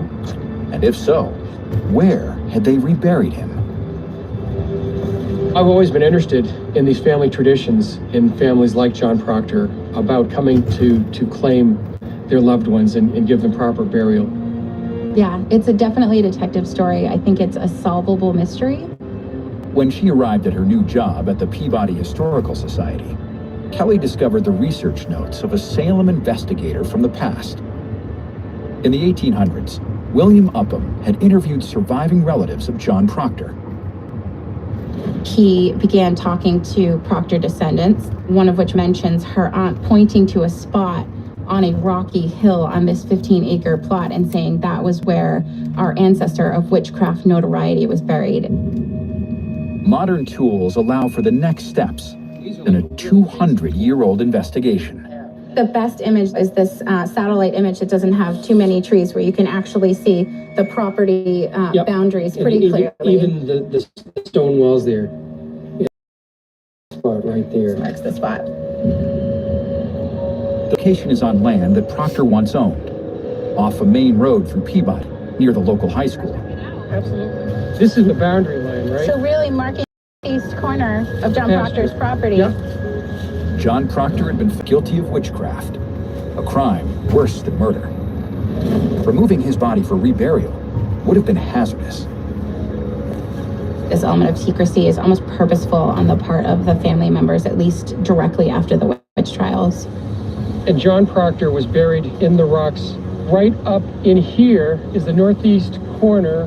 We don't really hear what it would have been like for the families who had to take the bodies of their loved ones out of a crevice and by dark of night bring them up a brook into a quiet corner of their family's land. So we can imagine his adult sons coming up Proctor's Brook, maybe taking some sort of wagon to carry their father's body up this hill and interring him in kind of a faraway corner of their land. Right. This is the location William Upham had guessed was John Proctor's final resting place. Tad and Kelly agree. You know, it all makes perfect sense. It all fits up. Unfortunately, a school was built nearby in the 1970s, and the ground heavily disturbed. You can see the stone wall is just completely destroyed up in here. So here's the question. I mean, what are the chances of Proctor actually still being here? I think based on the fact that it's been disturbed for utilities and construction up here, I think they're pretty slim. But pretty clearly, this was the spot where the family said they brought John Proctor. John Proctor's body had been carried here in secrecy and darkness. A political cover-up had further hidden the true story of the Salem witches. But 3 centuries later, the historians may finally have answers to some of the witch trial's biggest mysteries. Why had the young girls acted so strangely that year, having violent fits and accusing so many others? There is a modern phenomenon which is called conversion disorder, which is when your body expresses emotional stress through physical symptoms. Some of the accusers, like Ann Putnam, may have been doing the bidding of older adults, such as her father, but others were refugees from the Indian Wars and worked as servants in a life of obedience, fear, and occasional violence. They're literally terrified. They're not faking when they're screaming, yelling, having convulsions, fits. I go along with the theory that some of it is conversion disorder, hysteria it used to be called, where if someone is afraid enough, they can convulse or think that they have been wounded. Although it may never be possible to know with certainty, for these young accusers, pointing fingers may have been a reaction to the stress of daily life. My take is that the afflicted girls at Salem were living in a moment of incredibly rigid class and gender hierarchies, and the only way that their culture had to express that tension, to let that steam off, was in the form of a witch trial. And perhaps the biggest question of all, why had the accusations spread so fast, like a virus? The Massachusetts judges allowed spectral evidence and encouraged citizens to accuse their fellow villagers. They are at the very heart of what makes the Salem witch scare unique. These are experienced judges.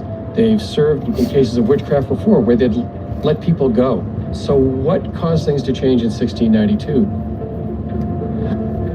The head of the special court trying the witches was a hardline former preacher, Judge William Stoughton. He's buried in an ornate tomb in Dorchester Cemetery. Elizabeth Peterson is visiting the tomb with Stacy Schiff and Tad Baker. Here he is in the middle of Dorchester. Oh my gosh. This is it. This is it.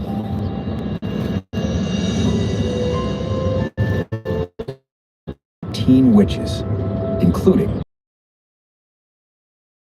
Was like this.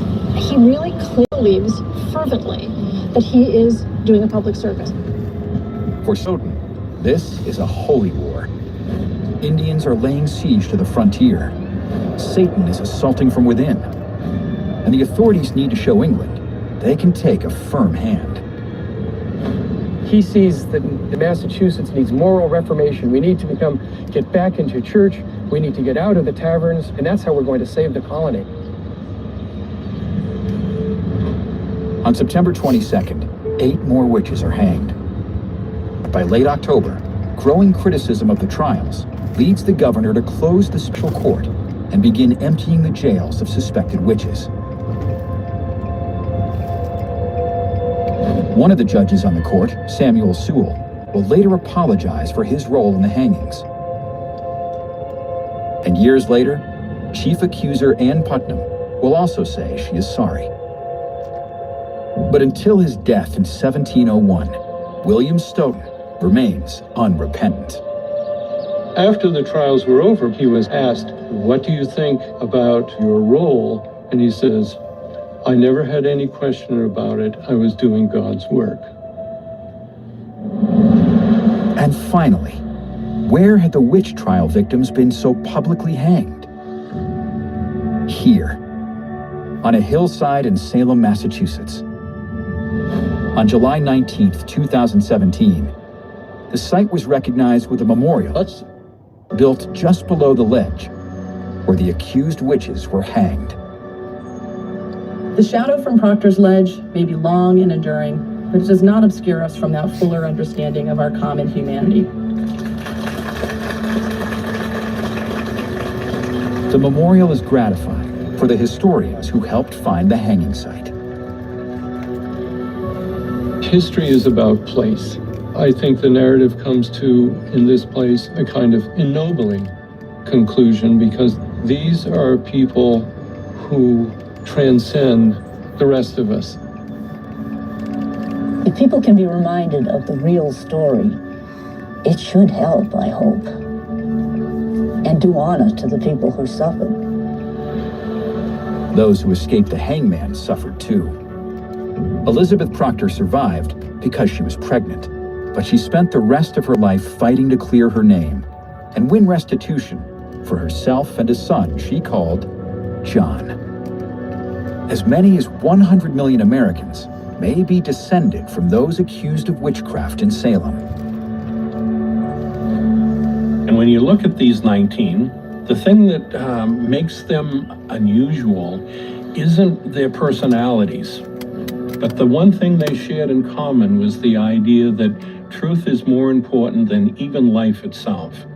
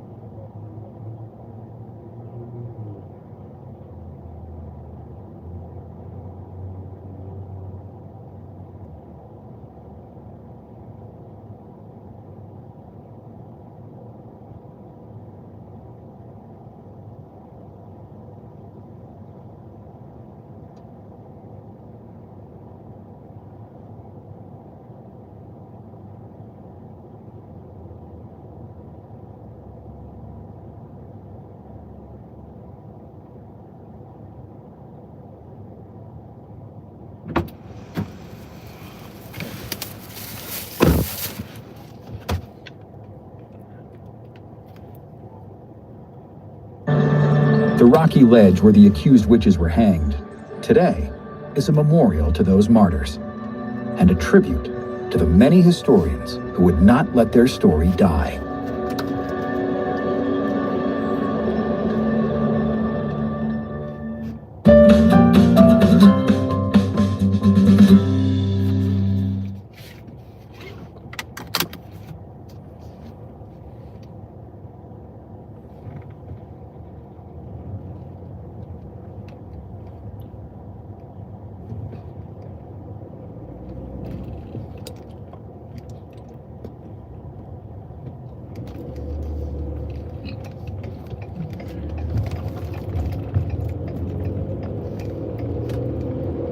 Farah, hello.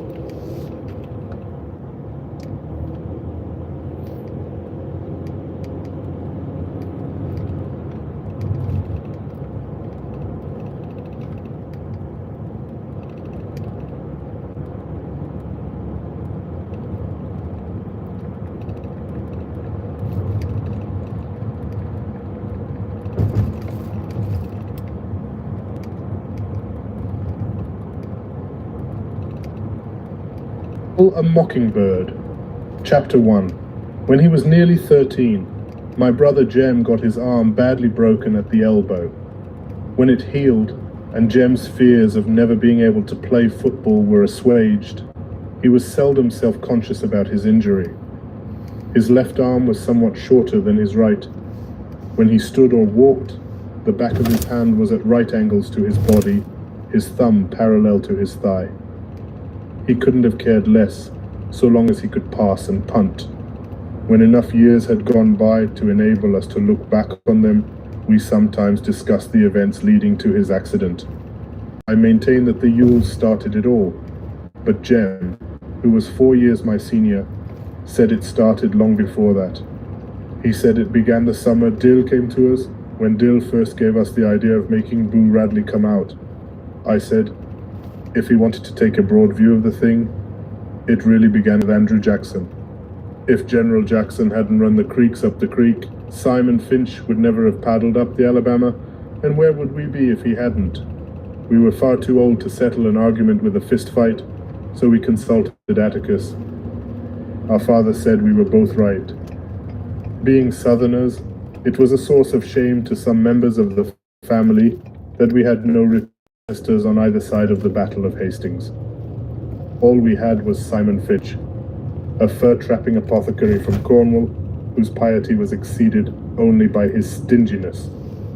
In England, Simon was irritated by the persecution of those who called themselves Methodists at the hands of their more liberal brethren, and as Simon called himself a Methodist, he worked his way across the Atlantic to Philadelphia, thence to Jamaica, thence to Mobile, and up to St. Stephen's. Mindful of John Wesley's strictures on the use of many words in buying and selling, Simon made a pile practicing medicine. But in this pursuit, he was unhappy lest he be tempted into doing what he knew was not for the glory of God, as the putting on of gold and costly apparel. So Simon, having forgotten his teacher's dictum on the possession of human chattels, bought 3 slaves and with their aid established a homestead on the banks of the Alabama River, some 40 miles above St. Stephen's. He returned to St. Stephen's only once to find a wife, and with her established a line that ran high to daughters. Simon lived to an impressive age and died rich. It was customary for the men in the family to remain on Simon's homestead, Finch's Landing, and make their living from cotton. The place was self-sufficient, modest in comparison with the empires around it. The landing nevertheless produced everything required to sustain life except ice, wheat flour, and articles of clothing, supplied by rail, boats, or mobile. Simon would have got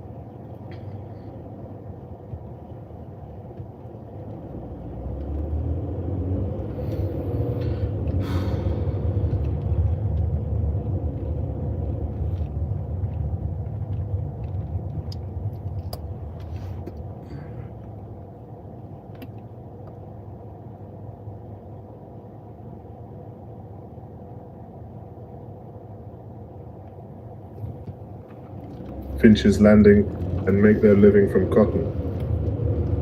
The place was self-sufficient, modest in comparison with the empires around it. The landing nevertheless produced everything required to sustain life except ice, wheat flour, and articles of clothing, supplied by river boats from Mobile. Simon would have regarded with impotent fury the disturbance between the north and the south, as it left his descendants stripped of everything but their land. Yet the tradition of living on the land remained unbroken until well into the 20th century. My father, Atticus Finch, went to Montgomery to read law, and his younger brother went to Boston to study medicine. Their sister Alexandra was the Finch who remained at the landing. She married a taciturn man who most of his time lying in a hammock by the river, wondering if his trot lines were full.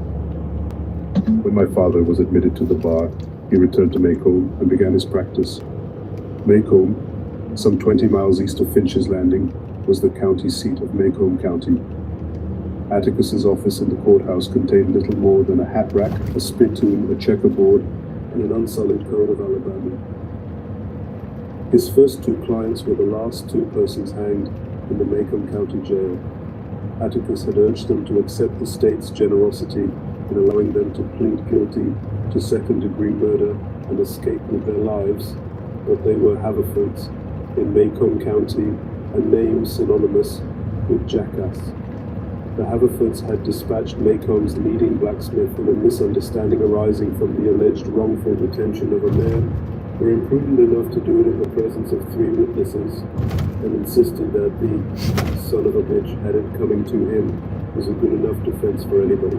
They persisted in pleading not guilty to first-degree murder, so there was nothing much Atticus could do for his clients except be present at their departure, an occasion that was probably the beginning of my father's profound distaste for the practice of criminal law.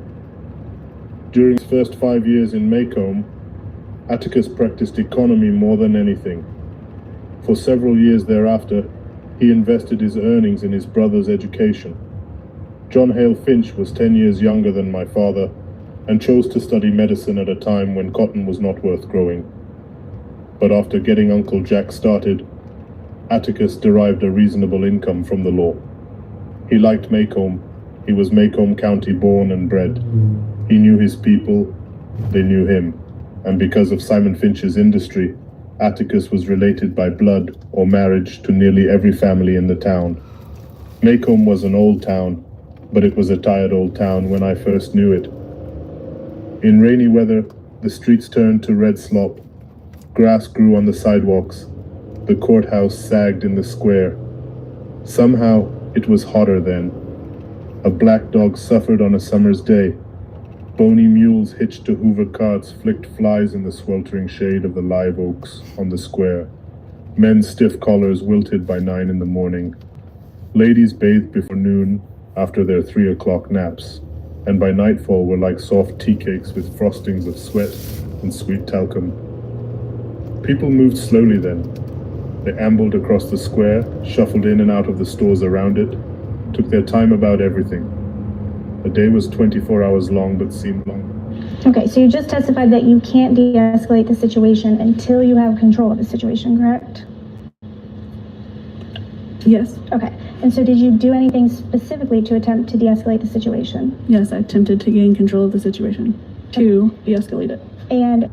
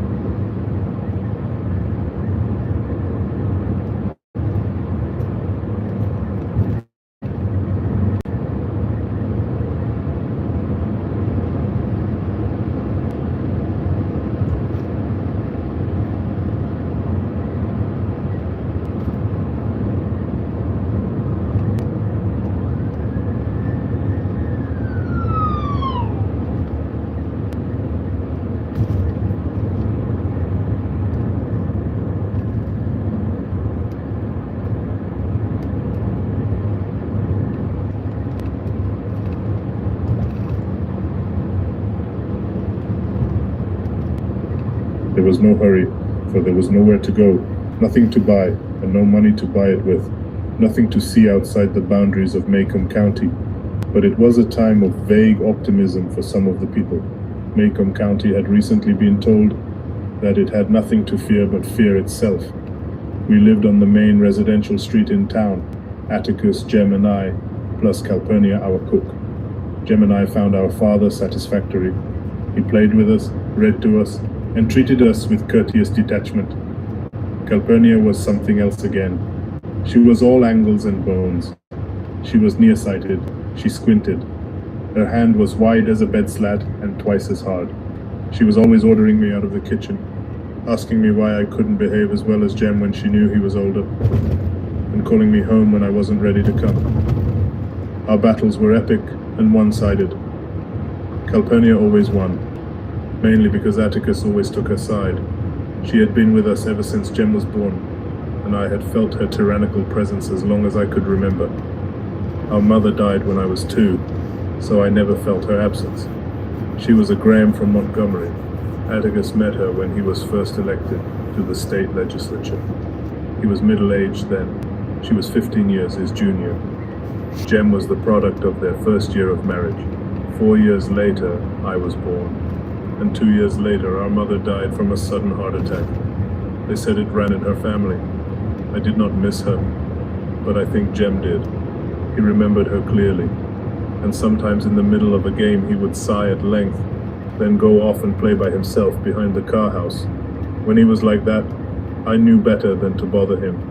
When I was almost 6 and Jem was nearly 10, our summertime boundaries, within calling distance of Calpurnia, were Mrs. Henry Lafayette Dubos's house, 2 doors to the north of us, and the Radley place, 3 doors to the south. We were never tempted to break them. The Radley place was inhabited by an unknown entity, the mere description of whom was enough to make us behave for days on end. Mrs. Dubose was plain hell. That was the summer Dill came to us. Early one morning as we were beginning our day's play in the backyard, Jem and I heard something next door in Miss Rachel Haverford's collared patch. We went to the wire fence to see if there was a puppy. Miss Rachel's rat terrier was expecting. Instead, we found someone sitting looking at us. Sitting down, he wasn't much higher than the collards. We stared at him until he spoke. Hey yourself, said Jem pleasantly. I'm Charles Baker Harris, he said. I can read. So what? I said. I just thought you'd like to know I can read. You got anything needs reading, I can do it. How old are you? Asked Jem. 4.5? Going on 7. Shoot, no wonder then, said Jem, jerking his thumb at me. Scout yonder's been reading ever since she was born, and she ain't even started to school yet. You look right puny for going 7. I'm little, but I'm old, he said. Jem brushed his hair back to get a better look. Why don't you come over, Charles Baker Harris, he said. Lord, what a name. It's not any funnier than yours. Aunt Rachel says your name's Jeraticus Finch. Jem scowled. I'm big enough to fit mine, he said. Your name's longer than you are. Bet it's a foot longer. Folks call me Dill, said Dill, struggling under the fence. Do better if you go over it instead of under it, I said. Where'd you come from? Dill was from Meridian, Mississippi, was spending the summer with his aunt, Miss Rachel, and would be spending every summer in Macomb from now on. His family was from Macomb County originally. His mother worked for a photographer in Meridian, had entered his picture in a beautiful child contest and won $5. She gave the money to Dill, who went to the picture show 20 times on it. Don't have any picture shows here, except Jesus ones in the courthouse sometimes, said Jem. Ever see anything good? Dill had seen Dracula, a revelation that moved Jem to eye him with the beginning of respect. Tell it to us, he said. Dill was a curiosity. He wore blue linen shorts that buttoned to his shirt. His hair was snow white and stuck to his head like duck fluff. He was a year my senior, but I towered over him. As he told us the old tale, his blue eyes would lighten and darken. His laugh was sudden and happy. He habitually pulled at a cowlick in the center of his forehead. When Dill reduced Dracula to dust, and Jem said the show sounded better than the book, I asked Dill where his father was. You ain't said anything about him. I haven't got one. Is he dead? No? Then if he's not dead, you've got one, haven't you? Dill blushed, and Jem told me to hush, a sure sign that Dill had been studied and found acceptable. Thereafter, the summer passed in routine contentment. Routine contentment was improving our treehouse that rested between giant twin chinaberry trees in the backyard, fussing, running through our list of dramas based on the works of Oliver Optic, Victor Appleton, and Edgar Rice Burroughs. In this matter, we were lucky to have Dill. He played the character parts formerly thrust upon me, the ape in Tarzan, Mr. Crabtree in The Rover Boys, Mr. Damon in Tom Swift. Thus we came to know Dill as a pocket Merlin, whose head teemed with eccentric plans, strange longings, and quaint fancies. But by the end of August, our repertoire was vapid from countless reproductions, and it was then that Dill gave us the idea of making Boo Radley come.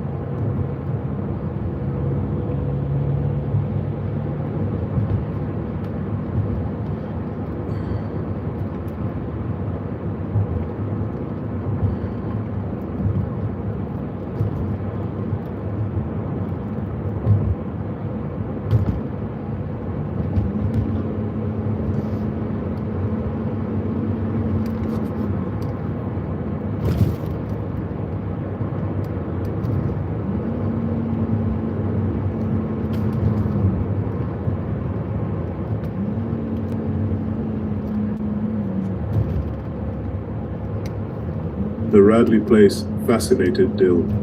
In spite of our warnings and explanations, it drew him as the moon draws water, but drew him no nearer than the light pole on the corner, a safe distance from the Radley gate.